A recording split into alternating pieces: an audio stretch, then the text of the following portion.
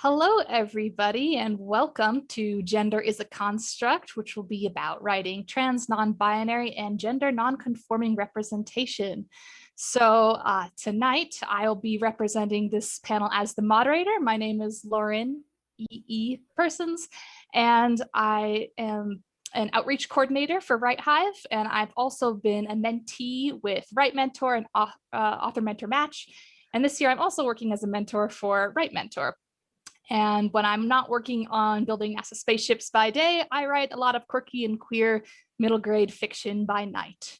So with that, I'm going to introduce you to our wonderful panelists today. So first we have Ace Tilton Ratcliffe, Andrea Abby Karam, Anya Lee Josephs, and Lio Lylark. So thank you guys so much for being here. I really appreciate being able to talk to you guys tonight. And why don't you all go ahead and introduce yourselves to our audience? I'm happy to start. I know going first is always the scariest, so I like to do it and get it out of the way. I'm Ace Tilton Ratcliffe. I am hailing from South Florida, which is normally sunny, but not so much today. I'm a former mortician, and I'm a current freelance writer, artist, and disability consultant at Stay Weird, Be Kind Studios, which I founded in 2017. My work is primarily focused on disability justice and working within the framework of disability justice, as I'm somebody who lives with a number of invisible disabilities, including hypermobile Ehlers-Danlos syndrome, among others. My husband is a veterinarian, and we also co-own an in-home veterinary practice called Harper's Promise. So we focus specifically on end-of-life care and euthanasia. I have a book that doesn't have a name yet that is about caring for a new puppy coming out from Tiller Press in 2021. And I'm all over the place, from reportage to fiction to poetry to memoir. So I've got a lot I do for a lot of people in a lot of different places. And I'm really excited to be here today. Can hop on. Thanks so much for organizing this panel. I'm excited to talk with all of you. I'm Andrea Abby Karam. I'm a trans Arab American genderqueer punk poet cyborg. And my first book, Extra Transmission, which I'm going to flash, came out in 2019, and it's a poetic critique of the US military's role in the war on terror. It's very like polyvocal and collage and documentary poetic style, which is a form I'm really interested in as a way of kind of hybridizing a cacophony of voices. And I've done a lot of body modification performance work too, involving like skin stapling and sewing, that I use my poetry as source text for. And I also co-edited this volume of radical trans poetics called We Want It All that came out in 2020 with the poet Kay Gabriel, which is currently a finalist for the Lambda Literary Award. So fingers crossed, for LGBTQ anthology. And my second book, Villainy, is coming out in September, also from Nightboat Books. And I'm primarily a poet and performer, but I'm actually working on a poet's novel right now. And so I have actually been thinking a lot about how to represent like characters that have been, it's poet's novel in the form that it's very autofiction heavy. So I've been thinking about like how to represent characters who are my friends who, over the course of the time I've known them, have transitioned in various ways and present in various ways. So I'm excited for this conversation. And I'm the communications and development coordinator at the Poetry Project here in New York. I guess I will go next. Hi, everybody. I'm Anya. I do a lot of things. My day job is I'm a social work student currently. I just started at NYU, and I do sort of social work in the mental health education advocacy field. I write all kinds of different things. Primarily, I write all sorts of different kinds of speculative fiction. So fantasy, science fiction, some horror. I've written some poetry, and I also do theater, or I did theater back when we could have theater. and hopefully soon again. So I direct, I also write for the stage. I primarily focus on sort of radical reimaginings of classics, especially Shakespeare, using those texts to question some of our current constructs of gender, race, and sexuality. And then I also like really new plays, so I direct some of those as well. And I am also a novelist. I have a debut novel coming out in just shy of 3 months. The title is Queen of All, and it's coming from Zenith Press on June 8th. And it is the first book in what I believe is the first ever YA epic fantasy trilogy with a lesbian main character. So I'm really excited to be bringing that story into the world. So most of my writing time lately is I'm working on the sequel, starting to think about book 3, and then I also have a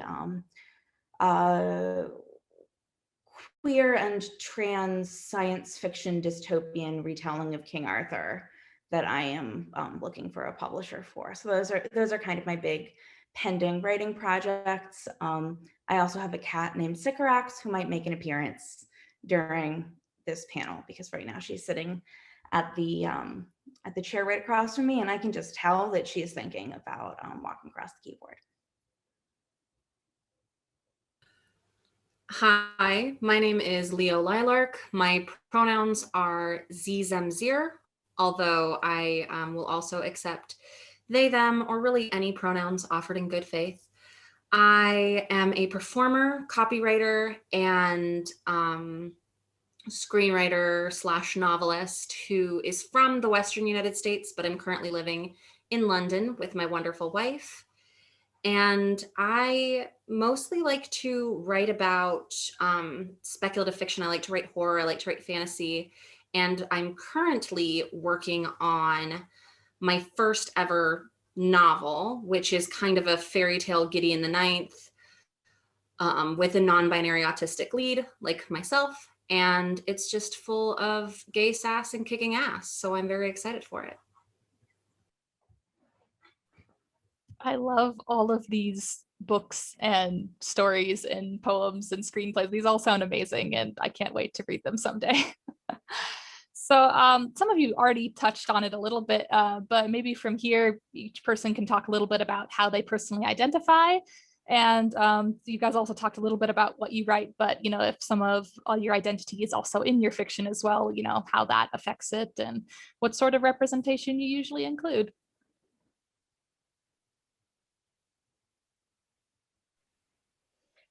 I'll jump in since I didn't mention any of that. It's kind of the most important part of this panel. I am a non-binary trans person, and I use they, them pronouns, preferable, please. I try to include any version of myself, and I think that there are a lot of different versions of gender queerness, and I certainly have sort of stepped through a whole lot of different transitions in my transness. So those are all kind of different versions of myself and my experience and the experience of my friends around me that I try to make sure that I include. And that is in the fiction. In my nonfiction, I try to make sure that the people whose voices that I am sharing and the people who I'm reporting on are also, from these wonderful groups of gender queerness and transness and non-binariness, and all of us who I feel are unrepresented or underrepresented, even though I feel like I don't think I have any straight friends anymore or any non-gender queer friends anymore, but I try to make sure that my writing includes all of the diversity that's around me. I can hop in next. So I have identified just as queer for a really long time. About 2 years ago, I started identifying specifically as a lesbian, and then about 6 months ago, I started identifying as non-binary. So I've had sort of a journey through gender and sexual orientation, and I think that might change again in the future. I think that words are kind of an words and labels, I feel like, are very much there to serve me rather than the other way around. So I try not to let the labels that feel currently useful in my life limit and define the kinds of things that I do in my writing. It is very, very important to me to identify, to write characters that share some of my identities, especially because and I write, I think, sort of more towards mainstream fiction, especially in terms of YA. And in that space, there's really a kind of critical lack of representation, even for any LGBTQ identity, let alone some of the identities that are less well known even within our community. So it's really important to me to have a wide range of characters with different identities in my work. I think particularly writing for young people, because there's this kind of paradox, I think, in young adult literature where, and here I am going to generalize a little bit from my own experience, the kids who spend all their time reading fantasy books are not usually the straight kids. The kids who are looking to take refuge in literature are the kids that are finding that they don't fit in the world that they've been offered, and they're looking to imagine a different world for themselves. And it's this kind of peculiar and I think quite perverse thing in mainstream YA publishing, where we offer these young people these wonderful imagined worlds where they can see themselves the way they want to see themselves. They can imagine themselves in the center of the story. And then almost always at the end, there's like, and now you will settle down and marry a man.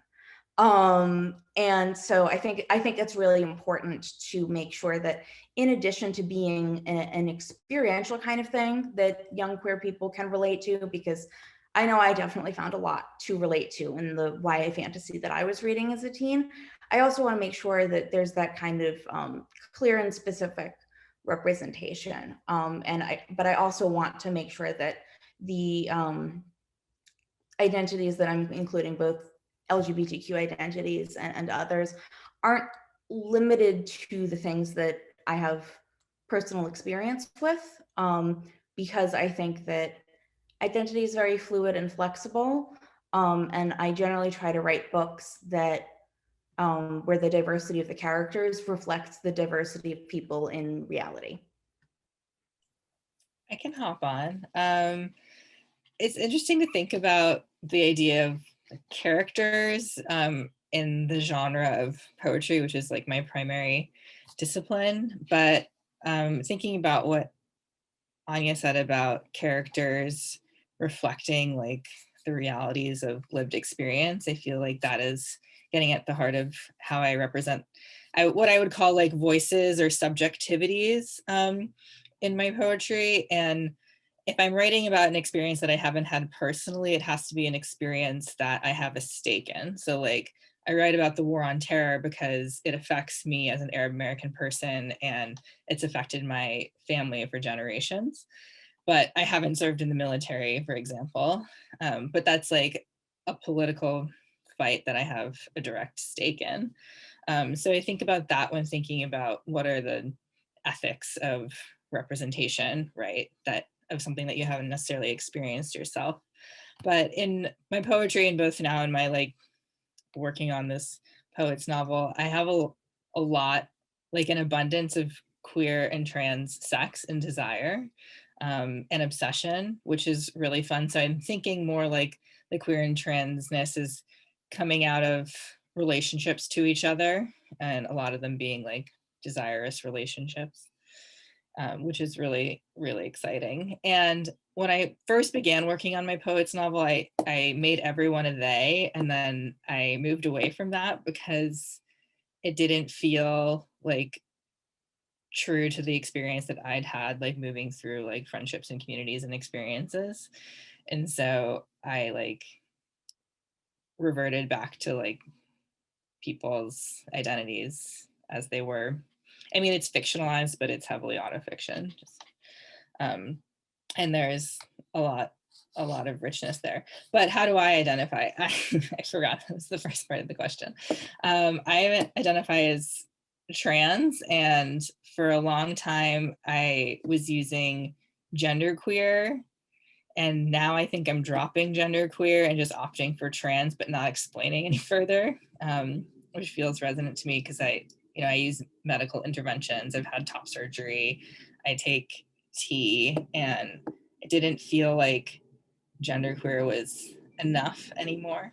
And also when we think about like representation and having to apply for stuff, like applying for grants or applying for fellowships or applying for residencies, and you have to choose gender, which is ridiculous. But I was also finding that like trans without anything to follow or modify it like wasn't even an option. And so now so that isn't like a frustrating thing when we're thinking about like categories, but like non-binary has made it onto the list, but like trans without a modifier has not yet made it onto the list. And I'm hoping that changes. Yeah, that's all for now. Thank you. I talked a bit about this in my introduction, but I specifically identify as a genderqueer butch dyke, which I know that's not a term that everyone has reclaimed, but it's very important to me and my personal identity. And most of what I write does tend to involve like sapphic characters, and I've identified differently throughout different portions of my life. And so I've been a part of a lot of different communities, and I think it's really important that like sapphic people, and particularly like sapphic non-binary people, are able to sort of see themselves represented in positive ways. And I also, as an autistic person, have noticed that there is a very, very, very specific type of personality and like tone that tends to happen with autistic representation. And we often, neurodivergent people in general, often aren't represented in speculative fiction or even commercial fiction unless it's like a standard drama.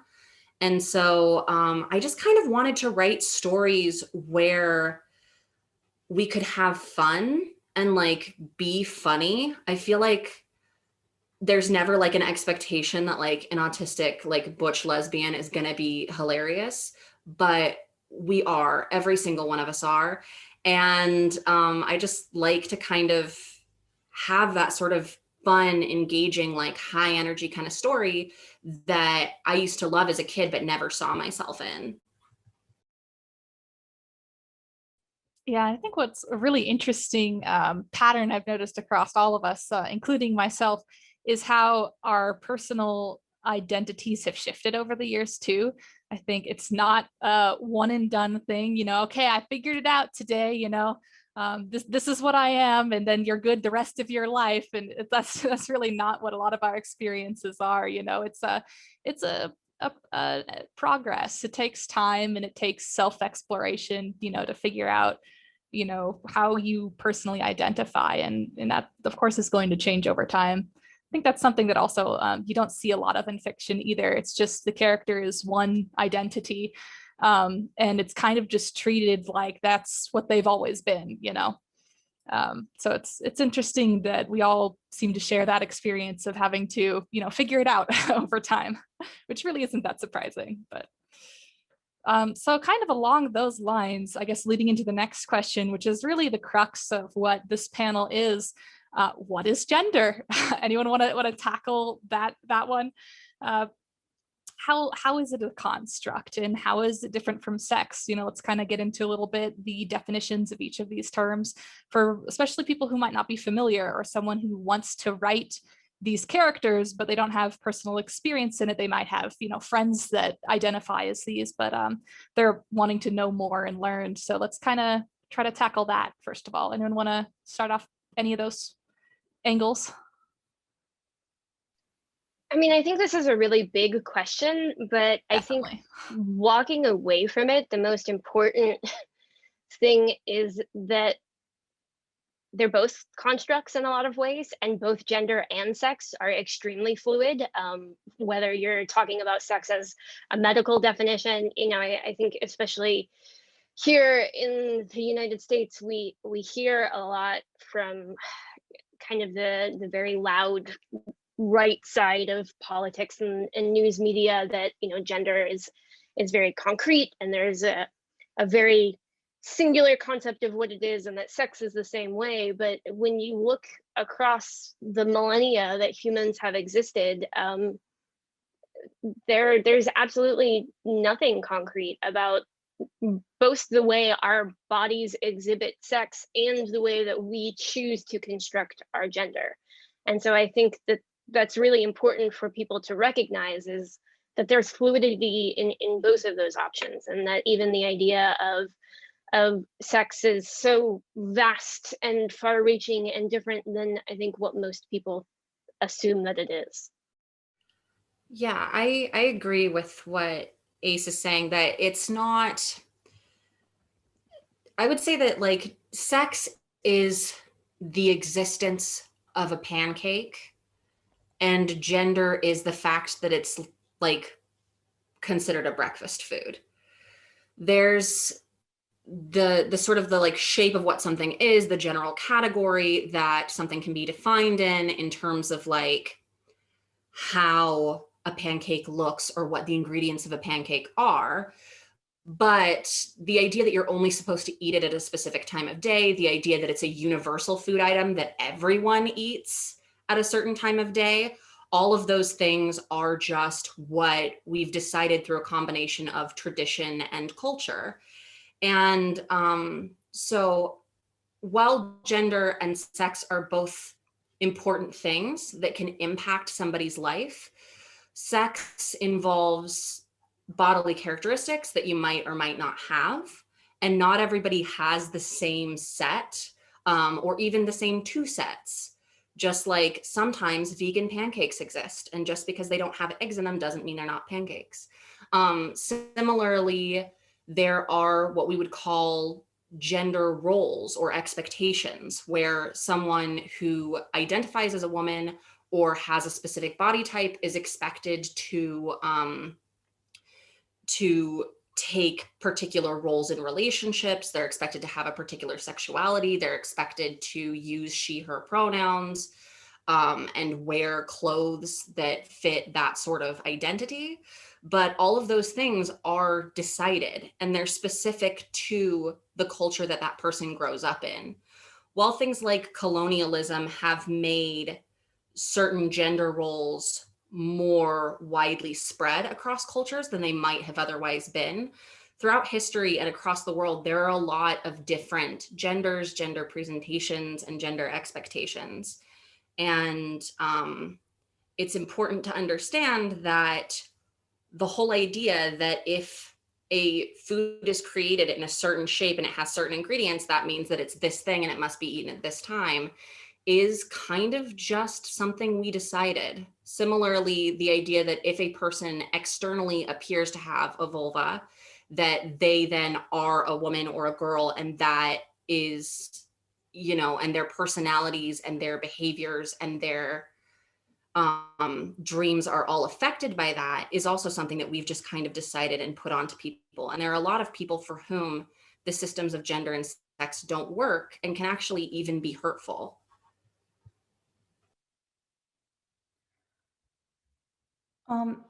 I would love to build off the awesome breakfast food metaphor.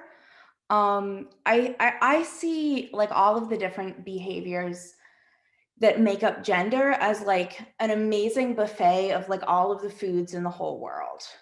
And the social construct of gender is if like you, as you're walking into the room, you're handed either a blue plate or a pink plate. And those are like, oh, those are the only kinds of plates that there are. And if you have a blue plate, they're like, you have to take, people with blue plates like spicy food, and you have to take all the spicy foods and only the spicy foods. And you have to eat all the spicy foods and you can't have anything else. And if you have a pink plate, they're like, people with pink plates like sweet foods, and you have to take all the sweet foods and you can't have anything else and you can't try anything else. So it's very limiting, and it also means that there's like all of these like amazing foods that no one can have. And I think of that as like the entire spectrum of behaviors that we've associated with gender: the way you dress, who you sleep with, what pronouns you call yourself, what name you go by.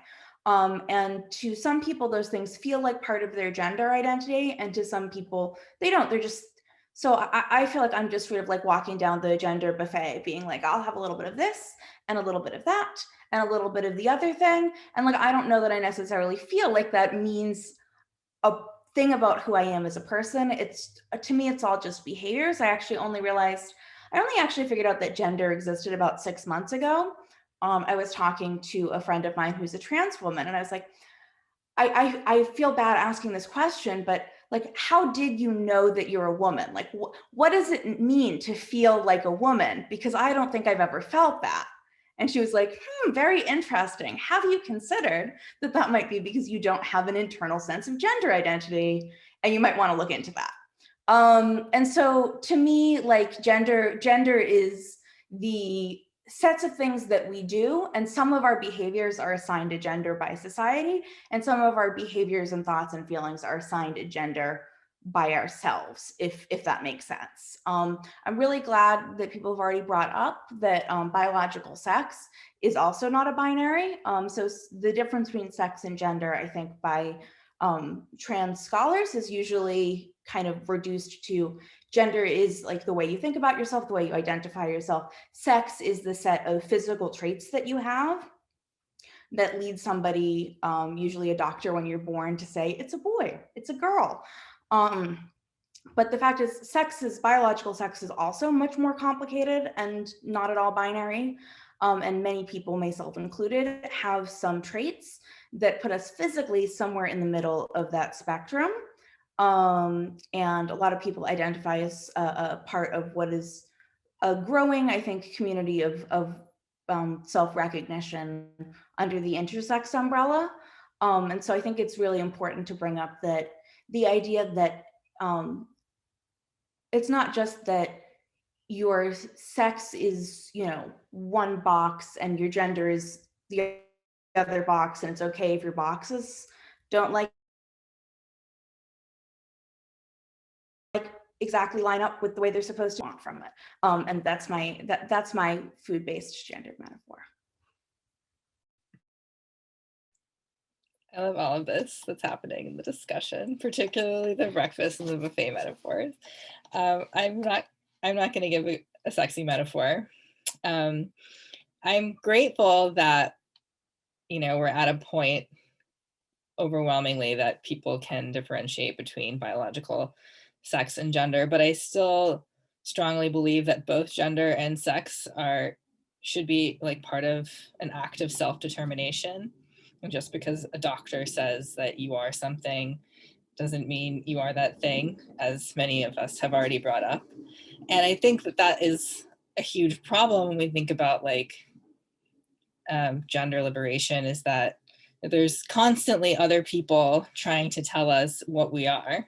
And that is like the heart of the problem. And other people trying to tell us what we are is a huge dig at our autonomy, which is why I said that both gender and sex should be self-determined. Because, if a doctor says you have an arm, for example, you're like, okay, but what they're saying when they are assigning you a sex, they're saying, oh, you have a buff arm or you have a lanky arm. They're like making a decision for you before you have a chance to decide for yourself. So I'm very into full self-determination. If I had $1 for every time a doctor has been wrong about something regarding my meat cage, I would be so rich. So they've definitely gotten so many things wrong. And I would say that, yep, my gender is also, they didn't get that right either. I really like that. True. It's great. Yeah, I definitely relate to that too. Yeah, I'm really happy doctors identifying things. Yeah, I've been there. Yeah, and that's why I'm really happy to see people starting to talk more about the fact that biological sex is also not a binary, because I think for a long time I saw people relying on the kind of like medical model of gender doesn't have to match sex, and I'm happy that we're starting to kind of question the authority of that model, because yeah, if I had $1 for every time. Yeah, and I'm glad that we brought up, I think it was Anya that mentioned intersex as well. I think that's also a topic that's not directly related to what this panel is talking about, but it's also a topic that's severely under-discussed and under-acknowledged. And so I definitely think it's important to talk about as well. And along those lines, I don't think we've explicitly defined them yet. So if anyone wants to talk a little bit about, again, for audience members who might not have a strong understanding and still acknowledging that everything is fluid, how would you guys define, generally speaking, what trans, what non-binary, what gender non-conforming is, or just what it means to you?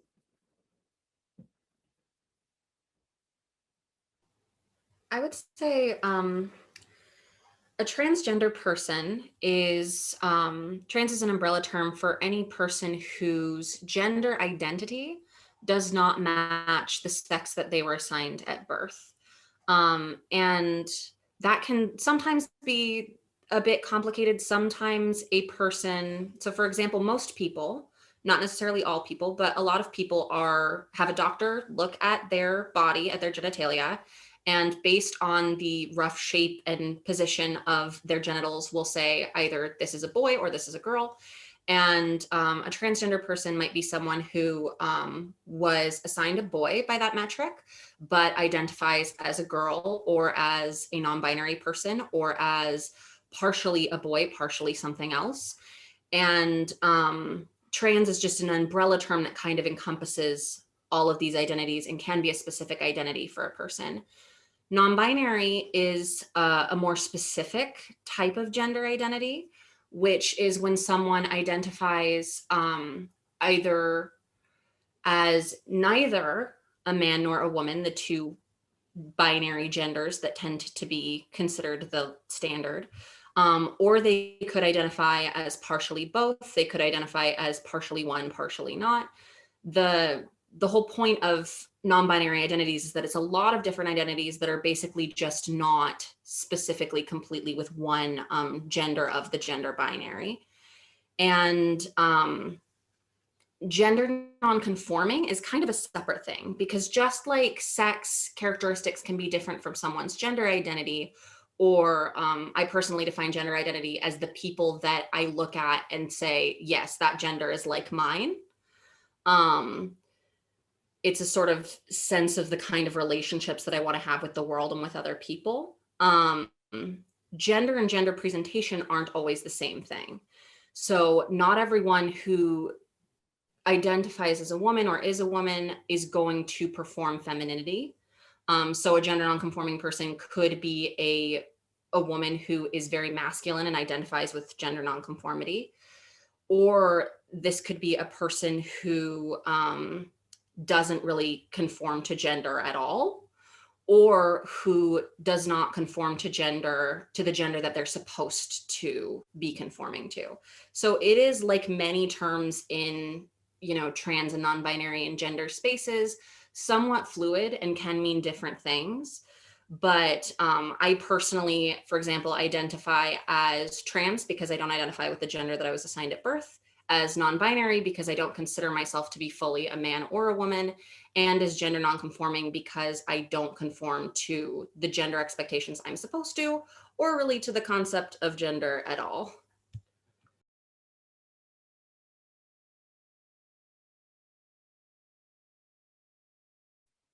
That was a great, really comprehensive explanation. I don't know if anyone has anything they want to follow up with that, because that was a really good explanation of all these different terms. Yeah, that was beautifully and eloquently said. I sort of within the range of this question, part of my particular journey has been, I came to non-binary first, and then I think there's kind of I think a lot of people have the experience, I wouldn't say it's universal, but I think a lot of non-binary people have the experience of wondering whether or not they can consider themselves to be trans, or whether or not they fit under that trans umbrella. And I think there's a certain level of cissexism that happens there, and even a binariness within our collective understanding of what transness is, and operating sort of under a concept that transness operates within those binaries instead of being an umbrella, which is a way better and more accurate way, I think, to describe transness. And so I know that I have spent a lot of time sort of struggling with this. Do I actually fit under the trans umbrella without really, I think, kind of embracing and understanding that transness is totally about just not identifying with the way that you were identified at birth by somebody else. And I'm certain that that is probably not a singular thing for me. I think a lot of non-binary people end up having that conversation with themselves and worry about stepping into a place that they don't feel like they belong, or they don't feel like they deserve, or whatever.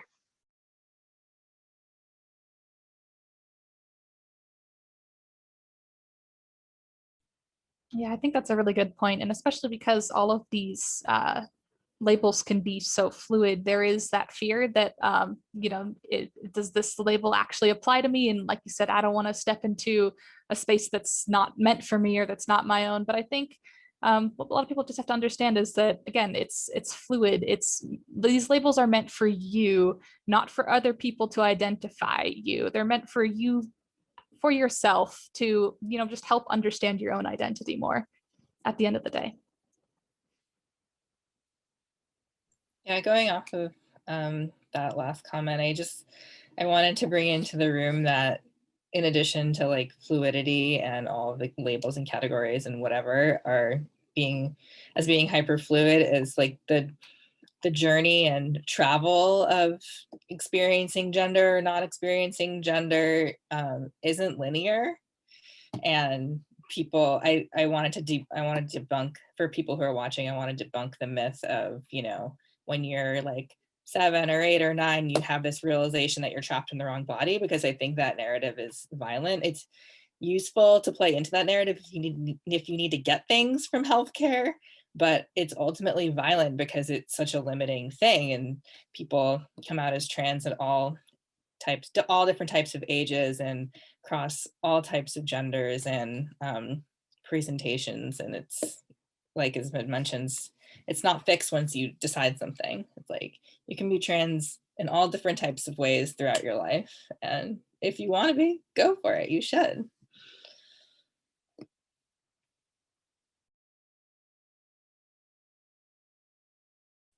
So what are some suggestions you guys would have for including this representation in your writing if you're not of these demographics? Maybe you have not experienced these experiences that we have, but you really want to include it in your work. Do you guys have any tips or any things that you shouldn't do, or things that you should definitely consider? I guess apart from definitely want to get sensitivity readers for any demographic you ever write outside of your own, not just LGBT, but for religious, ethnicities, anything you don't identify as. Sensitivity readers are always good. But apart from that, which should be the default for everybody, yeah, what are some tips that you guys would have?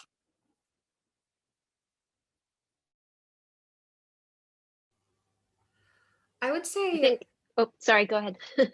Okay. Yeah, I would say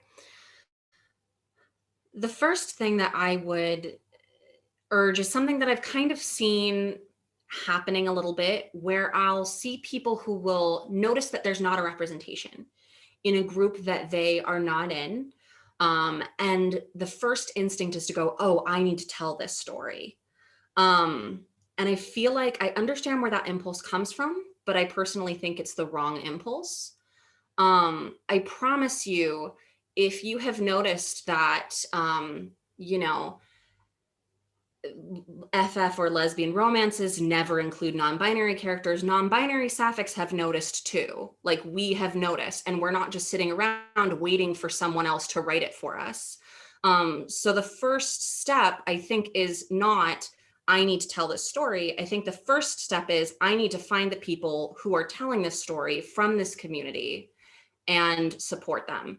And if you're not able to find that, if you're like, I'm not seeing any writers who are telling this story who are of that demographic, that's a time to look into what barriers are preventing that from happening. Because especially in trans communities, there is a lot of, there can be discrimination and other things that can keep us from being able to have places in writing. And when people who are from outside the demographic come in without having really like read our work or understanding how we portray ourselves, they then get a book published with incorrect or damaging representation of us. Not only does that limit our ability to then move into those spaces, it also means that our work is now held up to a harmful standard, because what's been published and what's been promoted has been cis people's misconceptions of who we are. And I don't say that to scare cis people away from ever writing trans characters, because I don't think that you should be banned from like writing about transness, and especially just because a writer is not, you know, openly transgender or openly non-binary, that doesn't mean that they don't hold that identity. But I say that to say that the first step, if you're going to be writing about transgender people and you're pretty sure that you're not yourself transgender, is to read books by us about us, and read a lot of them. Because when you start to read 4, 5, 6 books by different authors, you can get a sense not only of what kind of stories we tend to tell, how we tend to tell them, how we describe parts of our experience, but you can kind of start to see patterns and threads, and then use those as a jumping off point to research. Well, like, why is this, you know, what is this situation that's happening in this book? You can look up more about, you know, that person's identity and how it might function. So that would be my first piece of advice, is make sure that you're, you know, reading and promoting and going to the library and purchasing whatever access to the books you have. Own Voices, trans and non-binary works. And to also look at reviews, look at how the trans community responds to these books.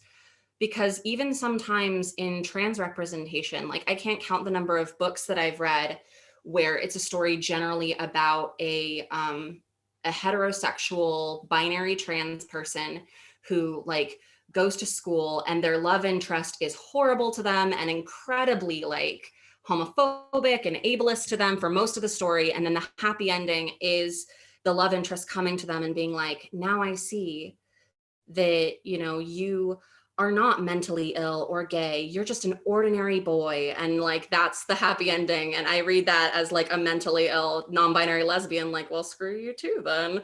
Like it can be, it's important to get a lot of perspectives, because we have a lot of different identities and experiences. And so I think sometimes there's the urge to want to know, like, okay, what are the rules? Like if I put this, this, this, and this in the book, it will automatically be perfect trans representation.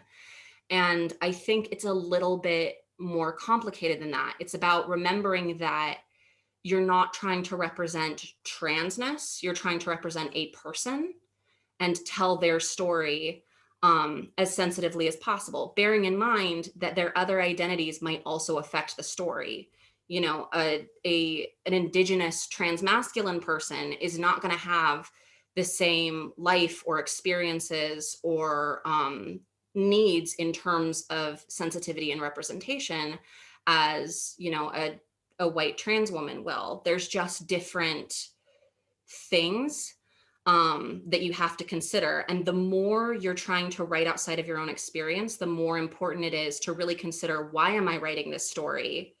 You know, are there people who I should be supporting to tell this story, and checking in with to make sure that when I'm putting my work out into the world, I'm not creating more harmful negative stereotypes that they then have to fight against, not only in their writing, but against publishers and agents and gatekeepers who expect that these kind of transphobic tropes will continue to be put out. Just to kind of bounce off of that idea, I think that becoming familiar with the tropes is really important. because I can assure you that in every category that you think of, whether it be, you know, those of us who are neuroatypical or autistic or disabled or invisibly disabled or transgender or whatever, I promise you that people are out there doing the work to talk about the tropes that exist, and how they are hurtful to us and the ways in which they can be dismantled. And I think that becoming familiar with the tropes, why they are tropes, and how they've been perpetuated is really important in making sure that you don't perpetuate them in your own work. And of course, that just loops all the way back around to, you know, you have to be in some way, shape, or form involved within the community that you're going to write. And sometimes that means just being an ally, but it doesn't mean that you're, you know, writing us from all the way over here, like, you know, a biologist who's studying us. I think actually getting involved and understanding without stepping on any toes or, you know, forcing anyone to tell you their life story. There are ways to educate yourself about the things that have hurt us, that you can do it without hurting us and without making your story hurtful to us. I think someone much earlier in the conversation, I can't remember who it was, brought up the question of the ethics of representation, which is a much, much broader question than I can really address suitably here. But I think increasingly, as a writer, and I've experienced this somewhat myself, I've certainly heard it from a lot of new writers, it can feel a little bit like a catch-22. I don't want to write stories that are populated only by, like, you know, white cis het men, but I'm worried that if I try to represent a more diverse world, I will do something offensive and mess it up, and I don't know, people will be mad at me. I'll get yelled at on Twitter. Like, I don't know what the consequences are, but no, I think a lot of people, I mean, I'm being facetious, but I think a lot of people are genuinely quite nervous that they're going to poorly represent a community they're not part of and inadvertently do harm. And there's a lot of ways around that, right? There is research, there's talking to people, there's sensitivity readers. But there are problems with all of those models. I mean, there's nowhere you can go and look up, like, what do trans people think about this? Because all communities have an enormous amount of diversity within themselves, and people are going to disagree. And people are going to disagree about what's helpful and what's hurtful. I think about this a lot. I think I had a really eye-opening experience on this subject when I was directing, and I adopted this new casting model that instead of actors coming in and auditioning before me and, you know, trying to impress me, and then I would assign them all roles, I was going to talk to them about what they wanted to do, because I was doing this all-female production of Much Ado About Nothing. And I was thinking a lot, I've always thought a lot in theater about how when I was a kid, when I used to still act, I always got cast in the male roles because I'm fat. Fat people who are read as female tend to get pushed out of any role that might have anything to do with, like, sexuality or ever being found attractive by anyone under any circumstances. So when I got that chance, when I was much younger, the only thing I wanted to do, the only role I wanted to play, was I wanted to be the ingenue. I wanted the chance to be the love interest. And I realized when I was talking to other AFAB people who were coming in and auditioning for roles in this play, some people's experiences with that were very, very different. Like, the actress who ended up playing Beatrice, the romantic lead, is another plus-sized person who had very much the same experience that I did. But there were a lot of other people who had very different experiences with feeling like all I ever get to do is, like, blush and fall in love with some man, and I want the chance to be funny, or I want the chance to be powerful, or I want, like, the chance to, you know, sword fight on stage. And so that, obviously, like, this is looking at it in the axis of, you know, stereotyping within gender, but I think it works well to kind of illustrate there's never going to be one thing that you can do that's helpful or harmful that doesn't kind of obviate our responsibility as individuals to figure out in broad strokes what's like the really offensive stuff, because that work has been done, that's out there. You can find that with any kind of character you're looking at. The other thing, and this is not a hard and fast rule, but I think it's useful as kind of a general guideline. If you're writing, and this is representation, ethics of representation broadly, if you're writing about an identity that you don't share, it is great to represent that identity. It is probably not, you are probably not the best person to write a story about that identity. There is probably someone who has lived experience with that, who is already writing that story, and finding them and supporting them and amplifying their voice is a great way to do it. I'll give an example from my own work. The secondary main character, the love interest in my forthcoming novel, is Black. And that is just because I wanted the world to be as racially and ethnically diverse as the real world. It made sense with how I visualized the character. But the story is not about Blackness or about her experience as a Black woman, because I don't have that experience, and it would be kind of messed up for me to try to imagine that lived experience so that I could make it the central turning point of the story. The main character's sexual orientation, her discovery that she's a lesbian, her romantic feelings for her best friend, very much is the focal point of the story, because I have those experiences to draw from, so I can write about them in a way where I know how to kind of navigate that. So that's generally kind of like I said, I wouldn't say it's a hard and fast rule, and obviously, like, if you're writing about anybody, some aspects of their identity are going to show up in the way that they're written. But if the central point of your story is an identity that's not your own, I think that's where you really run into issues of appropriation, or of making a lot of kind of missteps.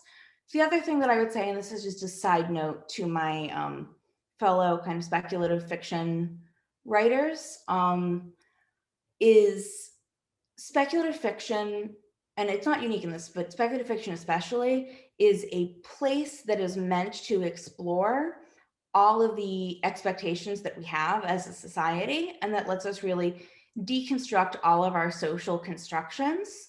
And so if you're writing speculative fiction, when you're sitting there doing your world building and figuring out what your like how your fantasy economy runs, or how your spaceship works, please take a moment to also think about how gender works, because gender is just as made up as all of those other things. And there's a real trend, unfortunately, in a lot of speculative fiction world building to totally erase the existence of trans and non-binary people. And so this is my little plea to any other speculative fiction writers that might be listening to this, to try playing around in that space, try seeing what new social constructions of gender we can imagine. That was beautiful. Thank you all. I want to lift up the idea of like access and barriers. In my experience of editing the anthology We Want It All, an anthology of radical trans poetics, we had an abundance of submissions from poets who identified both as trans and as aesthetically and politically radical.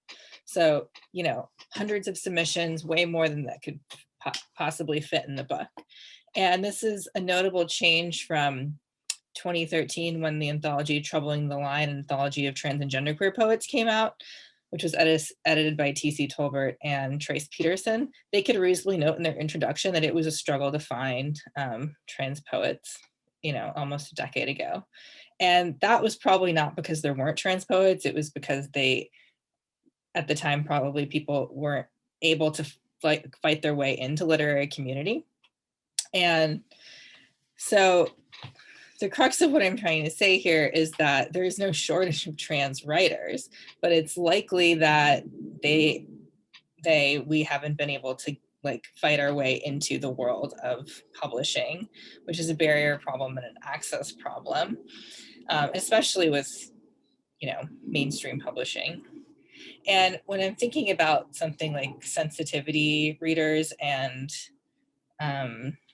reading of drafts, I'm wondering, like, who are the sensitivity readers? Are they trans? Are they getting paid? Are they doing an act of unpaid labor so that a cis person can write a better trans story? Which is a whole mess of problematic things. And if they are getting paid, they're probably doing it because they need the money, which is like the reality of how like trans people are, you know, left alone to some extent by capitalism, that which makes it like difficult to survive economically. So I'm thinking about all those things, and I personally feel strongly that like cis people should not write like a main character from the I perspective or the, you know, third person perspective, whatever, of a trans person that's, or, you know, a person who's not of their ethnic or racial identity. I feel strongly about that. And I know that this is like a thing that can be debated until eternity, but if I read a book and there was a side character about a trans Arab American person, I'd frankly be pissed off because they were able to put the book out before I was able to get like, you know, my character out in like the form of prose. So I think that like people should be not only allies, I think people should be accomplices and try to help bring trans people into the world of literary publishing, whether that's, you know, booking readings, hosting them at a reading, curating them, asking them for work for their little journal, whatever it is. Like they should be doing like actionable things that make cis people accomplices of trans writers. Yeah, I think that's a very good point. And it's important to make the distinguish between whether you should be writing these characters' experiences if you're outside that demographic, which I think everyone here agrees you probably should not be doing, but still creating a diverse world that still includes these characters in the story themselves. So what are some examples you guys might have? Do you have any further reading you would recommend that has this representation that is currently out there and you'd like to see more of? Any books that you guys have read recently, or poetry or plays that you guys would personally recommend?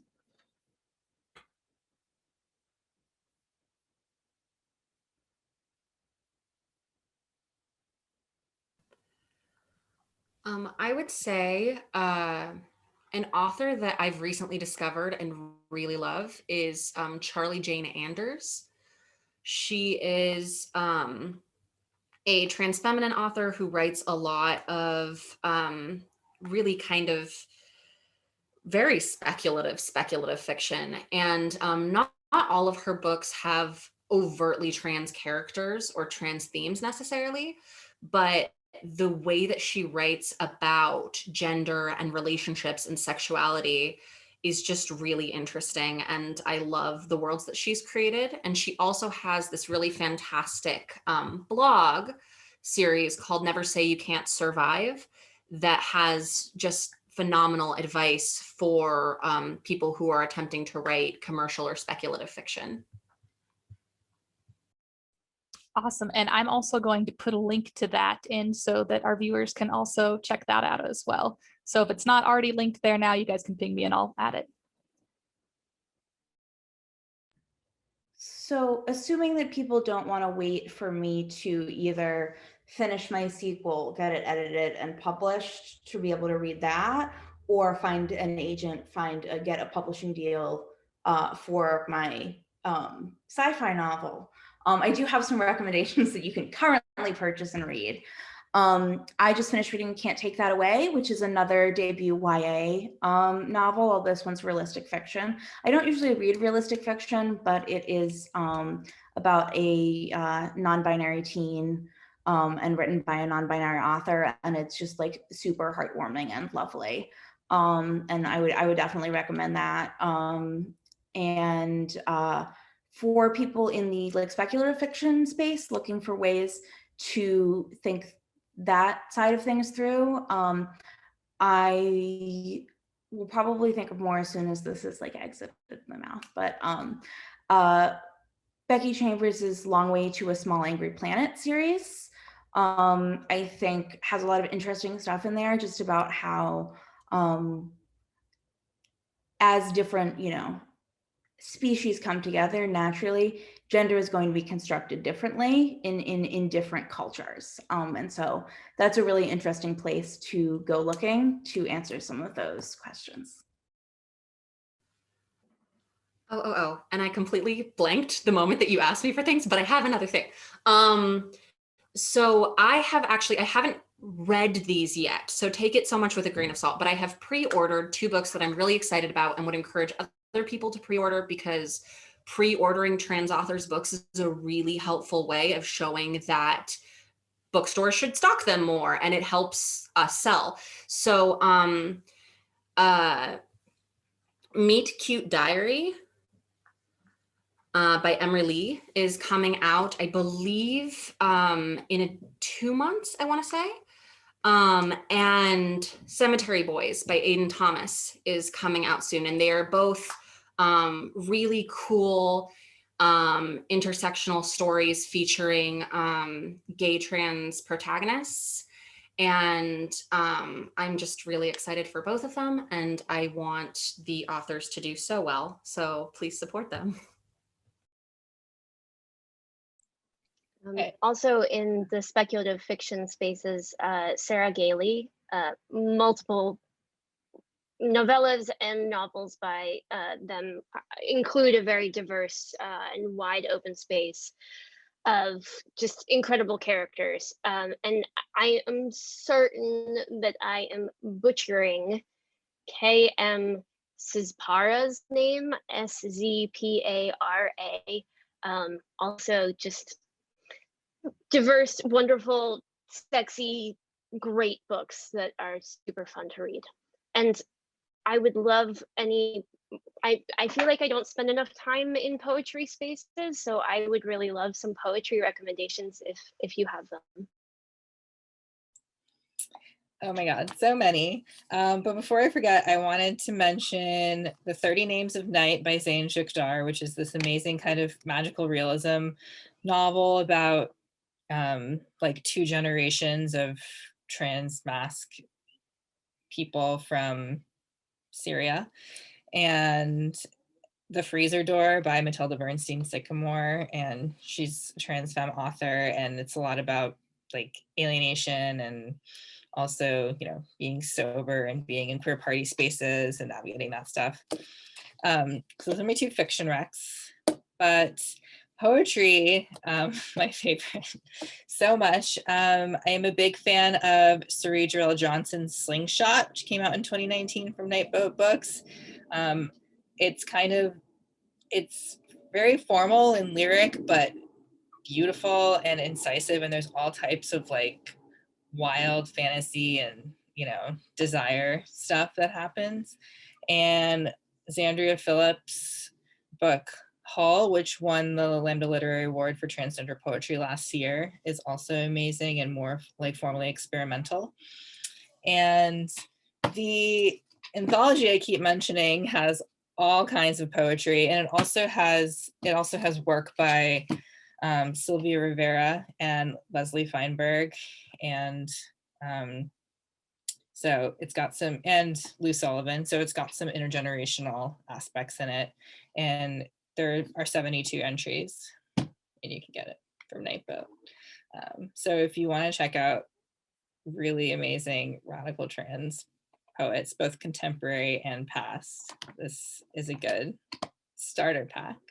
And I hope that that this intervention as an anthology makes it so that there are just more trans anthologies of all types of trans writing, not just poetry, so that someday there's a category that's not LGBTQ anthology, it's trans anthology, because there's so many. Like, we have that many trans writers, but we need to get them book deals. And if you guys want to check that out, check the comments section as well. I'll be linking that as well. 2 more that I have to mention that I thought of after I spoke, which is An Unkindness of Ghosts by River Solomon, which is a really fabulous science fiction novel. When I bought it, it was shelved with YA, but I feel like it's kind of in that marginal space. And it has I'm not sure exactly how the protagonist would identify, but it's a very hard book to describe. It's really, really good. I highly recommend it. And also anything by Daniel Mallory Ortberg. All of his memoir and short stories are fabulous.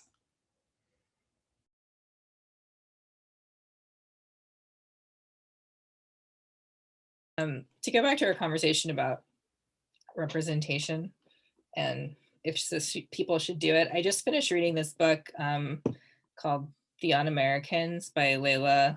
I'm not sure if I'm saying her last name right, but I believe she's like a cis straight author. And the main characters are all like cis people, but there was a character, like a side character where like potential queerness was brought up and brought into the story, which I thought was, and I feel like she executed it well. There was a mother of a young kid and they had just moved from DC to Mojave, and he was kind of struggling to make friends. And then she was wondering if he was maybe wrestling with queerness and maybe going to come out as gay because he had like shirtless pics on his Instagram of this like boy from his school that he was like really obsessed with becoming friends with. And so it wasn't ever from the perspective of the kid, but it was just, and it was like a really short part of the book, but it did bring in like an element of queerness to the book that was like a predominantly straight story, which I thought was great. So maybe that could be an example of bringing queerness into worlds that is not, hopefully not objectifying. Yeah, I think that's a good point. Just having casual representation, I think, not having the story be about that rep. It's just, you know, an element of the story. I think that's something that we definitely don't see enough of, you know, normalizing this representation. But with that, do you guys have any closing thoughts? Any kind of just want to wrap up big picture ideas of what you're thinking here? What's a main takeaway you'd like the audience to have? I think I'll close on the note. If you're in the audience and you've never thought about your gender, and it's just kind of something that you've existed in for your whole life, it's a really interesting exercise to sit down and spend some time with yourself, figuring out, like, if I identify as a woman, what does that mean to me? Where has that come from? What societal ideas am I dealing with? I think that certainly with some of my friends and family, they've learned a lot about themselves, kind of getting into the construct of something that they thought was really concrete. So you might find that maybe gender is a little bit more mutable in your experience than it has been before.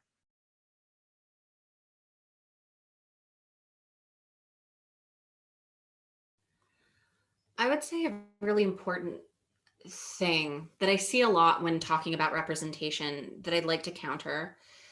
I'd like to see people let go of the concept that writing trans characters is hard for cis authors. Writing trans characters is hard for everyone. Like, it is a very, it's a very underrepresented, frequently maligned group. There is a lot of politics to every single thing a transgender character does that just doesn't exist for cis characters. And, you know, as a trans writer and as a trans author for a long time, I've been afraid to put non-binary and trans characters into my own work because, like, even me existing as a non-binary person or as a non-binary lesbian is politically charged. And a lot of other trans people will say that it's problematic and like get extremely critical of me just for existing, let alone when I try to put those characters into representation. So I don't say that to scare people off of writing transgender characters, but I say that to get rid of the narrative that like being trans is a way for us to like get published and get rich off of like the fancy like own voices market.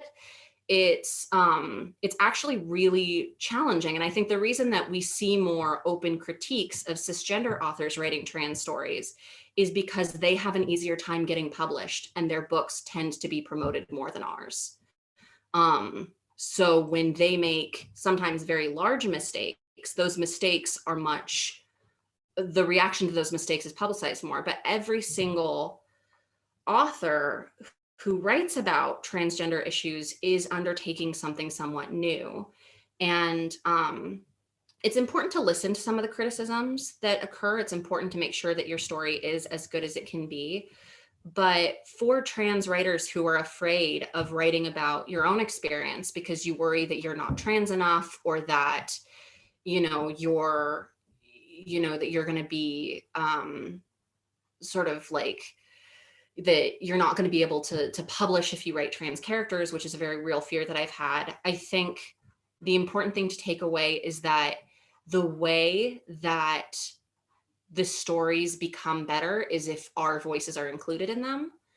And so it's important to thoughtfully consider, your own gender experience, even if you're, sort of still struggling or questioning with your gender identity, and try to present that as honestly as possible, and as sensitively as possible. And hopefully there will be more and more and more of us. I'm seeing a lot of really exciting trans authors coming up and creating amazing work. And I think that the future is really bright for us.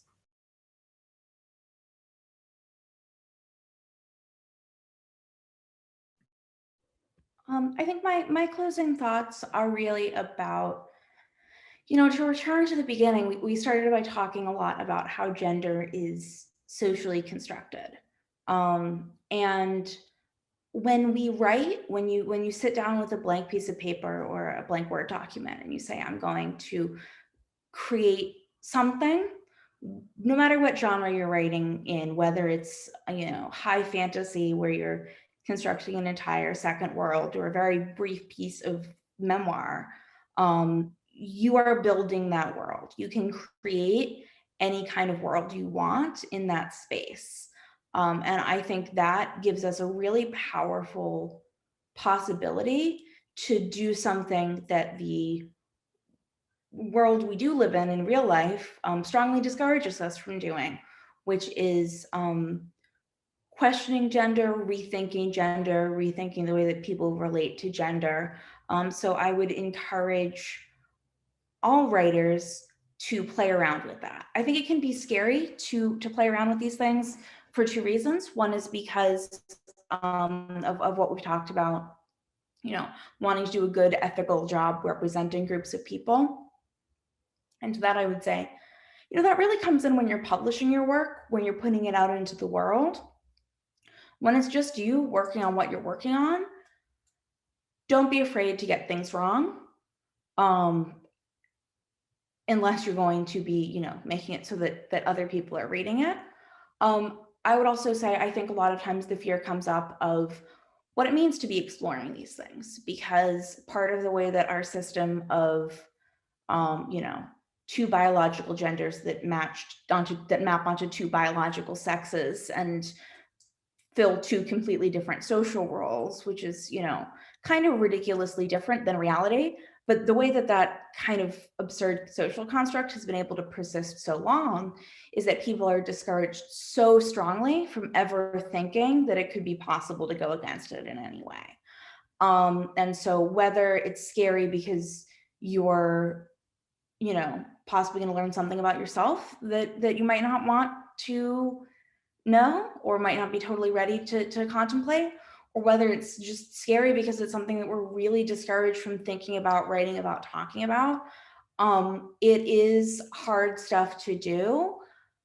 But in the face of that, I think the important thing is to recognize that writing is also this amazing space of possibility, where you can do what what can't be done in other spaces, and you can really build and create whole new worlds. And I share, I share the optimism that I think that there's some really powerful imaginative work happening around gender, around trans and non-binary characters and authors. And I think we're going to start to see more and more of that.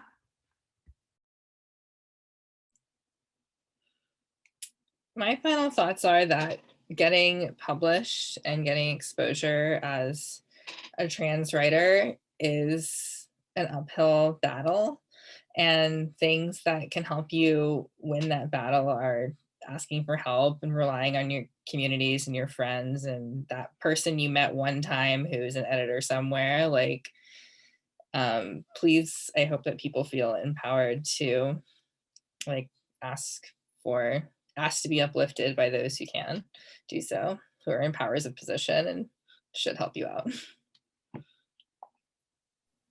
Absolutely. And I think that's ultimately what the goal is of this entire writing convention and why we have panels like this.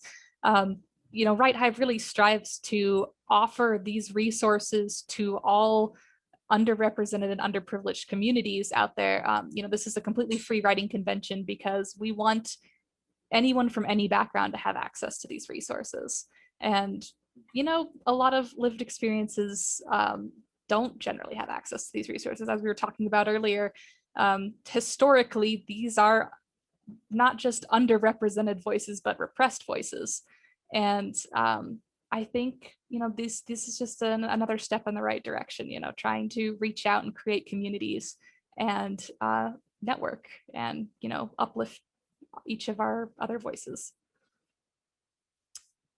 So I guess with that, guys, I think we'll be wrapping up, and I really appreciate all of you being here today. And I also appreciate all of the people listening in on the panel. Thank you so much for joining us. And I hope you all got something out of this conversation.